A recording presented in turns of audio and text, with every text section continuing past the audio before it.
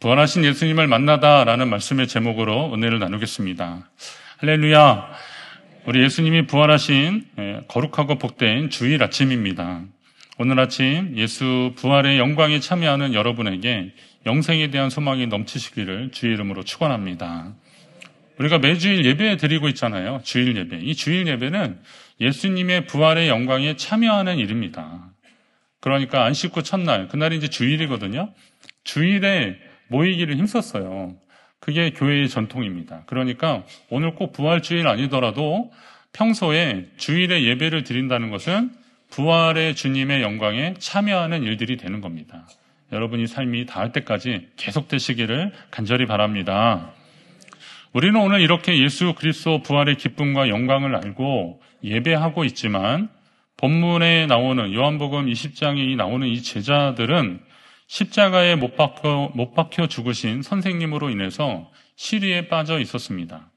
예수님이 십자가에 못 박혀 죽으셨다는 것은 당시의 분위기로 본다면 그를 따르는 사람들도 붙잡히면 함께 죽게 된다는 것을 의미합니다. 따라서 지금 제자들은 두려움, 공포가 가득했던 겁니다. 지나보니까 자신들의 모든 것을 버려두고 예수님을 따랐지만 그 예수님이 어느 날 갑자기 붙잡혀서 종교 재판을 받으셨습니다. 대제사장들, 그 종교 지도자들 앞에서 재판을 받고 그리고 빌라도 총독에게로 끌려가서 사형을 선고받습니다. 일반적으로 사형을 선고받으면 그래도 좀 유예 기간이 있는데 바로 그날 사형이 실행됩니다. 아무튼 이렇게 급속도로 예수님이 갑자기 붙잡혀서 십자가에 달려 돌아가셨습니다.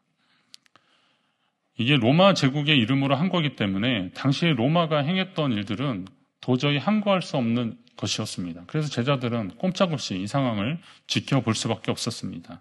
또 같은 동족이었던 유대인들이 이미 예수님을 죽이려고 작정했던 일이었고 또 자신들이 동원할 수 있는 모든 방법을 동원해서 거짓 증인까지 내세워서 예수님을 죽이려고 작정했기 때문에 이제는 예수님을 죽이고 그의 추종자들도 잡아들이려고 하는 그런 상황. 그렇기 때문에 제자들은 생명의 위협을 받는 상황이 되고 말았습니다. 그래서 제자들은 이 사람들의 시선을 피해서 숨어 있었습니다. 근데 생각해보면 이게 참 기가 막힌 노릇입니다. 지난 3년 동안 그래도 예수님을 따라다녔던 제자라는 사람들이 이렇게 예수님이 붙잡히시자 아무것도 못하고 숨어 있다는 것, 이거 창피한 일입니다. 우리가 죽어도 주를 부인하지 않겠다고, 끝까지 주님과 함께 하겠다고 그렇게 장담했지만 그 밤이 지나기 전에 예수님이 잡히실 때 그들은 혼비백산해서 다 도망가 버리고 말았습니다. 그 선생님이 붙잡혀 죽으실 때 아무것도 못하고 이제 목숨 부지하기 위해서 이렇게 숨어있는 자신들의 모습이 참 처량한 거죠. 그리고 창피한 거죠. 얼마나 부끄럽겠습니까? 자, 그러고 있는 상황에서 오늘 지금 부활하신 예수님이 제자들을 찾아오신 겁니다. 저는 말씀을 준비하면서 이 제자들의 상황과 오늘 우리의 상황의 어떤 공통점들을 좀 발견할 수 있었습니다. 여러분의 삶에 우리 주님이 찾아오시는데 기쁘고 좋을 때뿐만이 아니라 어렵고 힘들 때 우리 주님이 찾아오신다는 거예요. 시리에 빠져 있고 두려움과 공포 가운데 있을 때 우리 주님이 찾아오신다는 거예요. 그렇게 찾아오시는 그 주님을 만나시기를 간절히 바랍니다. 오늘 본문의 제자들이 모인 곳에 문들을 닫았다. 이게 복수형으로 되어 있거든요. 문들을 닫았다. 이걸 한번 잘 보십시오. 문은 보통 이게 출입문은 큰 문 하나씩 있겠죠. 그런데 그들이 문들을 닫았다는 것은 문이란 문은 다 닫은 겁니다. 창문까지 닫은 겁니다. 여러분 창문을 닫을 때는 어떤 일을 하는 겁니까? 안에 사람이 있는 것을 가릴 때. 요즘은 그거 안 하는데요. 예전에 등화관제 이런 거 해보셨습니까? 밤에 사이렌 막 울면 저도 약간 옛날 사람이네요. 그러면 그거 이렇게 막 내렸어요. 집집마다 그거 다 있었어요. 이렇게 암막 커튼 같은 거 다 내리고 그러면 지나가다가 아저씨들이 막 창문 두들겨요. 불빛 세요? 막 그래요. 그러면 또 이거 막 이불로 막아야 되고. 왜요? 북한 공습에 이게 대비하려고 하는 그런 거겠죠. 아무튼 창문까지 다 닫아버렸다는 것은 그들이 완전히 자기들을 은폐한 거죠. 그리고 숨으려고 했던 겁니다. 왜 그랬는지는 아까 제가 말씀을 드렸죠. 잡히면 죽으니까, 그러니까 두려우니까 그들은 그렇게 숨었던 겁니다. 근데 제자들이 그랬던 것처럼 누구나 인생에서 문을 닫고 싶을 때, 어쩌면 이미 문을 닫고 그리고 숨고 싶을 때가 있습니다. 여러 종류의 실패와 관계의 어려움, 미래에 대한 불안, 건강 문제 같은 것도 그렇습니다. 아프면 이게 좀 힘드니까 사람들 만나는 거 되게 싫어하고 좀 꺼려지고 그렇습니다. 아무튼 이런 것들이 우리를 두렵게 하고 움츠러들게 만드는 그런 일인 겁니다. 그래서 사람들은 마음의 문을 닫고 사는 겁니다. 마음의 문을 닫고 사는 경우들이 있더라고요. 예전에 어떤 분이 고백하기를 자기는 누군가를 신뢰하는 것이 매우 어려웠다는 겁니다. 지금도 쉽지는 않다는 겁니다. 집사님이셨는데 자기가 예수님 믿는 게 기적 중에 기적이래요. 자기가 이제 조금 많이 좀 회복이 되긴 했지만 그러나 이전에 자기는 사람을 믿지 못하고 의심하고 그래서 그게 너무 힘들었답니다. 참 좋은 사람 같은데 자기에게 그런 마음이 들어서 그 사람에게 오히려 미안하고 그러다 보니까 좀 부자연스럽고 그러니까 그 사람이 또 자기를 오해하고 이런 관계의 악순환이 계속됐다는 겁니다. 왜 그러셨어요? 그랬더니 언제 한번 얘기 드렸던 것 같은데 이분이 나면서부터 이렇게 태어나자마자 자주 아팠는데 이렇게 시름시름 앓다가 결국 아기 때 죽은 거예요. 그래서 살아있으니까 어떻게 된 건가 그랬더니 아직 그분이 이제 옛날 분이니까 근데 채 출생 신고도 안 한 아기가 죽으니까 어른들이 그냥 산에 갔다 묻으려고 들쳐업고 간 거예요. 그리고 땅을 파고 있는데 이게 둘둘 말았는데 이게 꿈틀거린 거예요. 그래서 사는 거예요. 그래가지고 다시 데려온 거예요. 예. 그러니까 이분은 이제 평생 그런 트라우마가 있는, 그게 자기가 경험했겠어요. 근데 알려줘서 안 건데, 그런 얘기를 자꾸 이렇게 듣다 보니까 너 죽은 줄 알고 묻을래다가 살아서 데려왔어. 이런 얘기를 자꾸 들으니까 이분이 생각한 거는, 나는 아프면 버려진다. 난 아프면 죽는다. 이런 생각이 너무 강해가지고, 어려서부터 이 건강과 관련된 거는 뭐라도 하려고 그랬던 거예요. 그래서 좋다는 약은 비싼 거라도 하여튼 어떻게 하든 다 사서 먹고 그랬습니다. 저도 얻어먹어서 이렇게 건강해졌습니다. 저한테 자꾸 갖다 주셔요. 목사님 이거 간에 좋은 거고 이게 위에 좋은 거고 자꾸 갖다 주셔요. 무슨 나무 열매, 껍질 이런 거. 그것도 돈을 주고 사오시는 거니까. 그래서 제가 이렇게 먹어도 될까? 오히려 간이 안 좋은 거 아닌가? 그 염려될 정도로 그런다는 건데 이게 근데 그런 문제뿐만이 아니라 대인관계에서 자꾸 문제가 생긴다는 겁니다. 그래서 사람을 대할 때도 저 사람이 혹시 나를 어떻게 하려는 것은 아닐까 이게 의심부터 자꾸 들었다는 겁니다. 그리고 또 내 뒤에서 자꾸 나 어떻게 하는 거 아니야? 험담하는 거 아니야? 그러니까 이게 되게 불편했다는 겁니다. 그러다 보니까 이 결혼 생활도 좀 순탄치 않았고 주변 관계도 어려워서 그분이 정년 은퇴를 못 하셨더라고요. 중간에 그냥 졸업하셨더라고요, 보니까. 그렇게 많이 어려웠다는 겁니다. 그런 이야기를 하시는데 정말 이렇게 안타까워서 그분이 눈물 그러면서 말씀하시는데 저의 마음도 굉장히 안타까웠어요. 그나마 그분이 그래도 제가 예수님 만나고 나서 많이 좋아졌어요. 많이 달라졌어요. 그러는데 그분을 위해서 제가 기도 안 할 수가 없더라고요. 말씀드렸듯이 문을 닫았다는 것은 단순한 물리적 잠금을 넘어서 세상과 단절하고 두려움 속에서 자신들을 스스로 가둔 이 제자들의 영적, 심리적 상태를 상징하는 겁니다. 그런데 오늘 우리에도 마음의 문을 꽁꽁 닫을 때가 있더라고요. 그렇게 만드는 두려움들은 과연 무엇입니까? 여러분의 마음의 문을 닫게 만드는 염려들은 과연 어떤 것들이 있습니까? 혹시 여러분은 무언가로부터 피하거나 아직도 숨어 지내고 있지는 않습니까? 바로 이 절망과 두려움의 한복판에 놀라운 일이 벌어졌습니다. 부활하신 주님이 굳게 닫힌 문을 지나서 그들에게 들어오셨습니다. 오늘 말씀을 통해서 두려움의 문을 여시고 찾아오시는 부활의 주님을 여러분도 만나시기를 간절히 바랍니다. 예수께서 오사 가운데 서서라고 하셨는데요. 예수님은 제자들이 예상하지 못한 방식으로 이 닫힌 문이라는 물리적 한계를 초월하여서 그들 가운데로 들어오셨습니다. 그들 한복판으로 들어오셨습니다.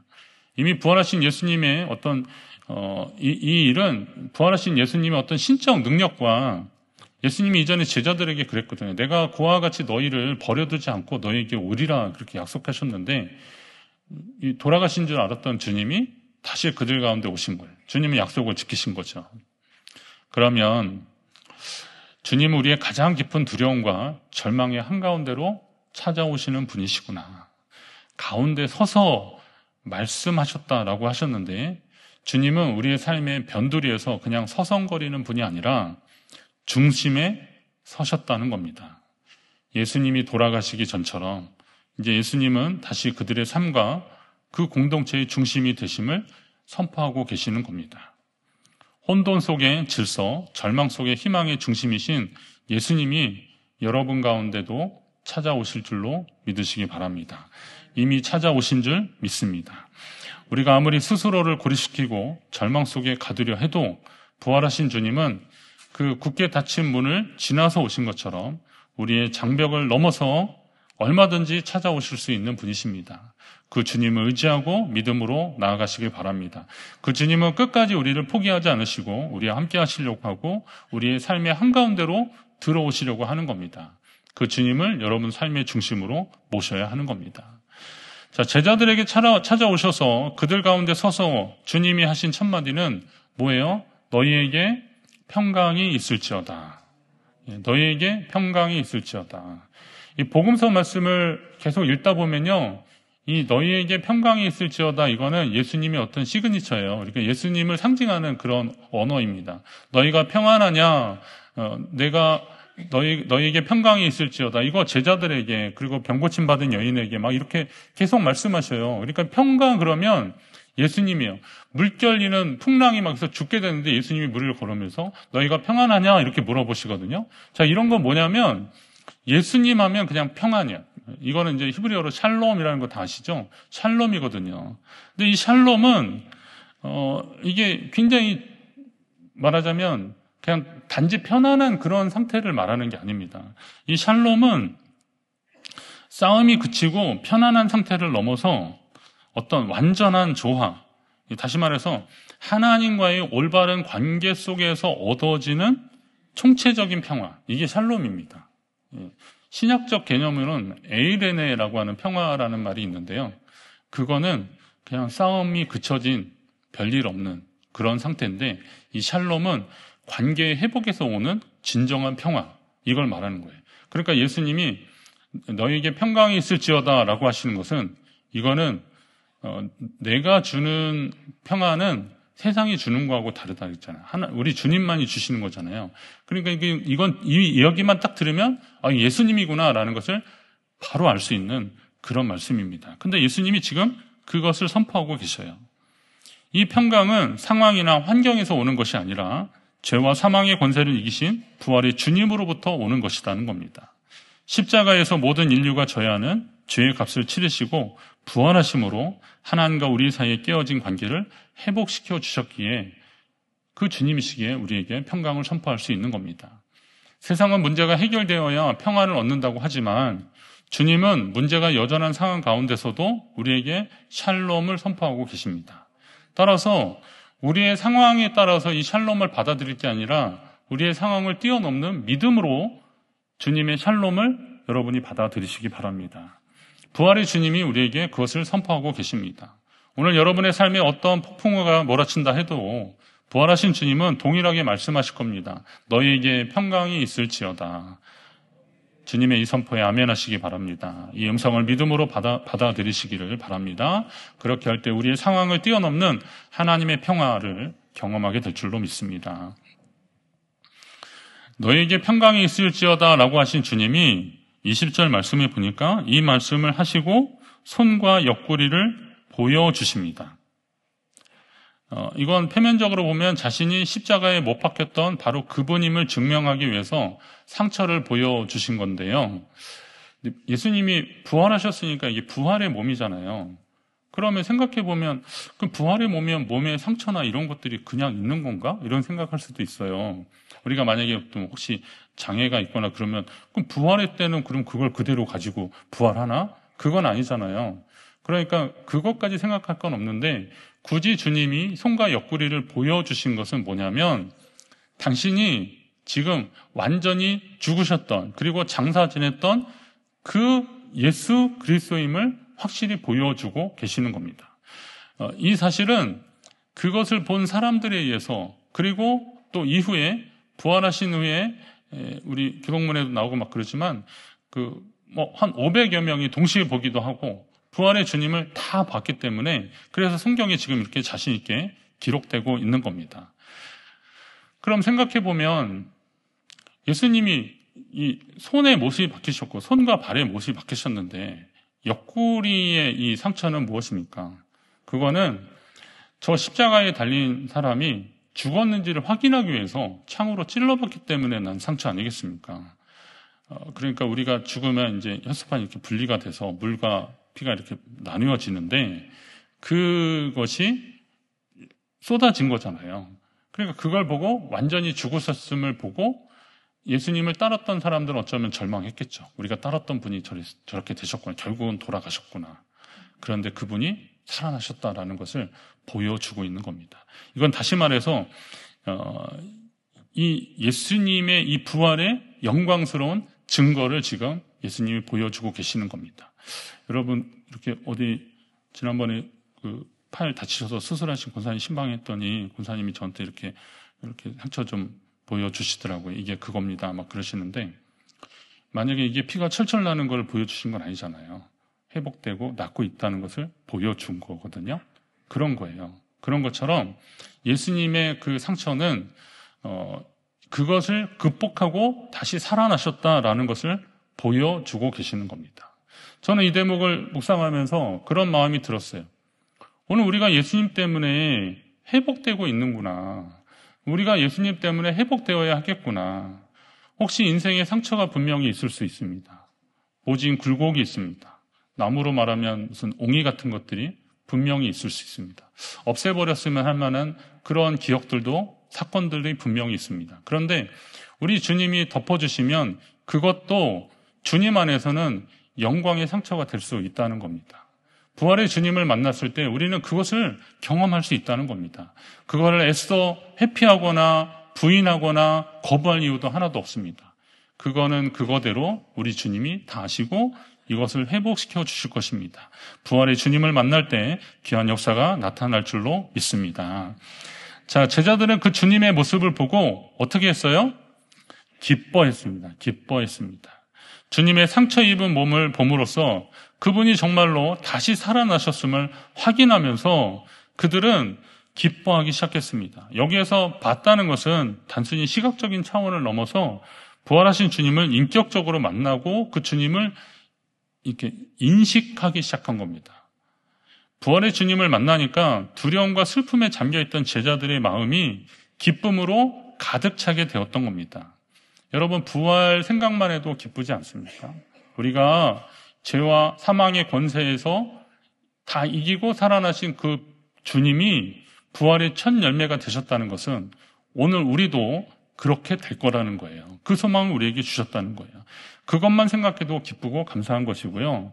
또 그 주님이 내 삶의 한복판으로 들어오셔서 너에게 평강이 있을지어다라고 선포하셨다는 것은 오늘 우리도 그 기쁨으로 살아갈 수 있는 충분한 자격이 우리 가운데 있다는 거예요. 여러분이 그 기쁨을 누리시기를 간절히 바랍니다. 두려움이 변화해서 기쁨이 되는 역사, 우리 주님을 만남으로 이미 일어나셨어야 되고요. 또 앞으로도 계속되기를 주의 이름으로 축원합니다. 두려움에 갇혀서 굳게 문을 닫고 있던 제자들에게 그 문을 뚫고 찾아오신 부활의 주님이 평강을 선포하시고 부활의 증거를 보여주시니까 비로소 제자들의 기쁨이 회복되었다 그랬습니다. 그러니까 부활의 주님을 만난 사람들의 특징이 뭐냐? 기쁨이라는 거예요. 기쁨. 그러니까 기쁨은 예수님을 만난 증거라는 겁니다. 예수님을 만난 증거. 여러분에게 이 증거가 있습니까? 이분이 부활의 주님을 만난 분인지 안 안 만난 분인지 한번 이렇게 확인해 보세요. 옆에 분. 예, 이분이 정말 기뻐하고 있나. 예. 어제 제가 은행 갔다 오고 그러려고 명동에 갔다가, 궁금해서 이제 식당들이 좀 어렵다고 그러니까, 그래서 저는 제가 세명동까지는 안 갔는데 명동을 갔어요. 닭갈비 골목을 지나갔거든요. 근데 이제 뭐 문도 닫은 집도 있고 또 뭐 장사 한참 하는 집도 있고 그런데 일단 그 골목을 딱 지나가니까 그 닭갈비 냄새가 이렇게 막 나더라고요. 그래서 그 골목을 끝을 나오면서 제가 아내한테 그랬어요. 우리 참 억울하게 됐다. 먹지도 않았는데 옷에서 냄새나게 생겼다. 닭갈비 먹지도 않았는데 누구 만나면 제가 어디 집에 들어가면 뭐 식사하고 오셨어요? 그럴 거 아니에요. 네. 여러분, 먹지도 않았는데 억울하게 그런 소리 듣는 것보다는 먹고 그 소리 듣는 게 좋지 않겠습니까? 닭갈비집 갔다 왔으니까, 먹었으니까 이 냄새 나는데 이게 뭐가 문제예요? 내가 예수님 만나서 기쁜데 이게 뭐가 문제냐고요. 저 사람 왜 이렇게 실실거려? 왜 이 사람 이렇게 실이 없어 보여? 아니, 내가 예수님 만나서 기쁘다는데 그게 뭐가 문제냐고요. 억울한 건 뭐냐면 만나지도 않은데 기쁜 척하는 거. 전 이게 제일 억울한 거라는 거예요. 여러분에게 어떤 기쁨이 있습니까? 주님으로 인한 참 기쁨을 누리시기를 간절히 바랍니다. 오늘 제자들이 기쁨이 회복됐어요. 사실 뭐 이후에도 여러 가지 사정들이 있어서 이게 막 올라갔다 내려갔다 계속 그러지만 그래도 이 기쁨의 근원을 그들은 발견했고 그들의 삶 가운데는 계속 기쁨이 이어졌습니다. 여러분에게도 이 기쁨이 계속되기를 주의 이름으로 축원합니다.